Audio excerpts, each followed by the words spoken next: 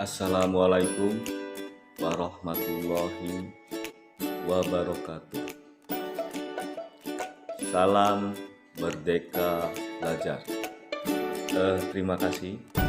Pada kesempatan kali ini saya Sugono dari kelompok PDP 055 akan menyampaikan desain pemikiran filosofis Ki Hajar Dewantara tentang Merdeka Belajar. Kita ketahui bahwa pemikiran Ki Hajar Dewantara tentang pendidikan yang mengatakan bahwa pendidikan adalah aktivitas menuntun siswa sesuai dengan kodratnya untuk mencapai keselamatan dan kebahagiaan dalam rangka untuk mewujudkan manusia yang humanis. Utamanya, Merdeka Belajar adalah merupakan atau menjadikan pelajar sepanjang hayat yang memiliki kompetensi global dan berperilaku sesuai dengan nilai Pancasila.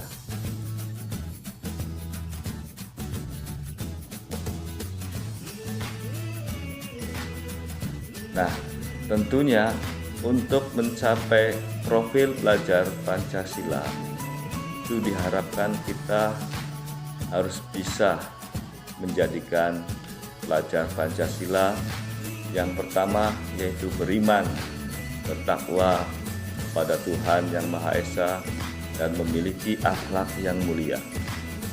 Yang kedua yaitu bagaimana mewujudkan pelajar Pancasila yang mandiri. Dan yang ketiga, bernalar kritis. Yang keempat, berkebinekaan global. Yang kelima, gotong royong. Dan yang keenam, kreatif. Saya di sini akan menjelaskan tentang profil pelajar Pancasila bernalar kritis. Diharapkan profil pelajar Pancasila bernalar kritis itu memiliki kompetensi. Yang pertama yaitu memiliki kompetensi berpikir lancar atau fluensi. Yang kedua yaitu memiliki kompetensi berpikir luas atau flexibility. Yang ketiga yaitu memiliki kompetensi original dalam berpikir atau originality. Kemudian yang keempat yaitu memiliki kompetensi berpikir untuk menguraikan atau elaborasi. Untuk mencapai kompetensi tersebut, tentunya kita harus mengetahui indikator ketercapaian dari kompetensi profil pelajar Pancasila bernalar kritis itu. Yang pertama yaitu tentunya sebagai seorang pelajar Pancasila itu harus mampu dan menjawab dengan sejumlah jawaban jika ada pertanyaan, dan lancar mengungkapkan ide dan gagasan, dan dengan cepat melihat kesalahan dari suatu objek atau situasi. Yang kedua yaitu berpikir luas, memiliki indikator bagaimana seorang profil pelajar Pancasila itu mampu memberikan bermacam-macam penafsiran terhadap suatu gambar, cerita, atau masalah. Dan biasanya jika diberikan suatu masalah, mereka harus mampu memikirkan, menggolongkan hal-hal menurut pembagian atau kategori yang berbeda. Kemudian yang ketiga yaitu berpikir originality. Artinya pelajar harus mampu membaca dan mendengar gagasan-gagasan untuk menyelesaikan hal-hal yang baru. Dan yang terakhir, yaitu bagaimana seorang pelajar Pancasila itu berpikir elaborasi atau menguraikan. Diharapkan mereka akan mampu mencari arti yang lebih mendalam terhadap suatu jawaban atau pemecahan masalah dengan melakukan langkah-langkah yang terperinci, mengembangkan dan memperkaya gagasan-gagasan orang lain, dan sekali lagi mereka harus mampu mencoba menguji detail-detail dan melihat arah yang akan ditempuh. Nah, sekarang bagaimana usaha kita untuk menyiapkan profil pelajar Pancasila? Dalam hal ini kita harus melakukan elaborasi. Ya. Artinya bagaimana kita bisa mewujudkan profil pelajar Pancasila itu? Kita sebagai pendidik tentunya harus mampu mengelaborasi sehingga membentuk pelajar Pancasila yang bernalar kritis. Apa saja yang akan dilakukan? Yang pertama, pada poin A, di sini kita lihat apa yang akan dilakukan untuk membentuk atau mencapai profil pelajar Pancasila yang bernalar kritis.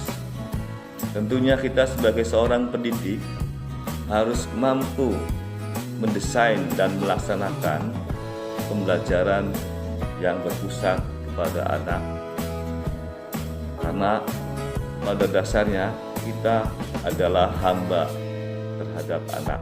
Artinya kita harus mampu mengetahui betul ya arah berpikir anak sehingga ya, mereka mampu menyiapkan dan mampu menyelesaikan masalahnya. Kita sebagai seorang guru hanya mengarahkan dan memberikan fasilitas kepada mereka. Kemudian yang kedua, yaitu kita harus mampu membuat dan melaksanakan program-program yang melatih dan mengembangkan siswa untuk berpikir kritis. Seperti apa saja yang akan kita lakukan? Tentunya sekolah harus membuat program-program yang menjadikan siswa untuk berpikir kritis, seperti mengadakan lomba karya tulis ilmiah, kompetensi sains, dan bahkan dalam pembelajaran pun juga kita tidak terfokus kepada kelas, tapi kita harus berusaha membuat nalar berpikir kritis pada siswa itu muncul. Misalkan kita bisa melakukan kegiatan field trip atau pembelajaran di luar kelas. Itu dengan tujuan ketika mereka melihat sesuatu yang nyata pada diri mereka, maka daya nalar kritis itu akan terbangkit dengan sendirinya. Yang poin B, mengapa kita memilih profil pelajar Pancasila bernalar kritis? Tentunya dengan bernalar kritis maka kita mampu menuntun siswa sesuai dengan kodratnya untuk mencapai keselamatan dan kebahagiaan sebagai manusia, sehingga dapat mengembangkan dirinya yang bermanfaat bagi masyarakat. Dan juga dengan bernalar kritis menjadikan siswa tidak hanya memiliki pengetahuan, tetapi juga keterampilan dan karakter yang menjadikan manusia yang humanis dan memiliki budi pekerti. Selain itu, dengan bernalar kritis, maka siswa mampu memenuhi kebutuhan tumbuh kembangnya sebagai anak akan terpenuhi kodratnya, karena dengan itu kita arahkan pendidikan yang berpihak kepada anak atau berhamba kepada anak. Kemudian yang ke poin C, bagaimana mencapai profil pelajar Pancasila bernalar kritis? Ya, tentunya untuk mencapai ya profil pelajar Pancasila bernalar kritis, tentunya kita harus melakukan kolaborasi antara pendidik, siswa, dan lingkungan. Karena semua jika kita kolaborasikan, maka akan mampu menyelaraskan dan membentuk nalar siswa. Ini harus dilakukan secara masif dan konsisten sehingga akan terbentuk karakter anak yang bernalar kritis. Kemudian siapa saja yang terlibat dalam hal ini dan bagaimana peran mereka. Tentunya yang terlibat dalam hal ini adalah sekolah sebagai lembaga pendidikan formal, guru sebagai pendidik, dan orang tua sebagai pengarah dan pembentuk karakter anak selama di rumah dan lingkungan, dan sekali lagi lingkungan juga yang mewadahi siswa selama di dalam masyarakat. Ya, tentunya elaborasi ini akan berkaitan.